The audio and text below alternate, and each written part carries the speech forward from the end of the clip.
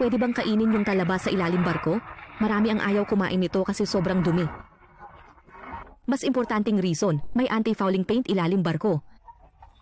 Itong paint may strong chemicals na hadlang sa kapit. May ilan na buhay pa pero puno na ng lason. Sa katawan nila, naipon na heavy metals tulad copper zinc. Pag kinain mo, wala ng calcium bonus, lason pa. Talaba, hindi lang sa barko dumidikit. Taktika nila, kapit sa kahit anong matigas na surface. Kahit bato, poste, shell ng pagong, pati katawan ng balyena. Naglalabas sila ng sobrang dikit na siglo para kumapit. Mukha lang patay na shell, pero crustacean yan, kaibigan ng crab. Sa loob ng shell, may braso na sumasala ng plankton. Itsura parang baliktad na dandelion sa ilalim ng dagat. Talabang tumutubo sa ibang lugar, safe bang kainin? Yung natural sa batuhan, pwedeng kainin, truffle of the sea pa.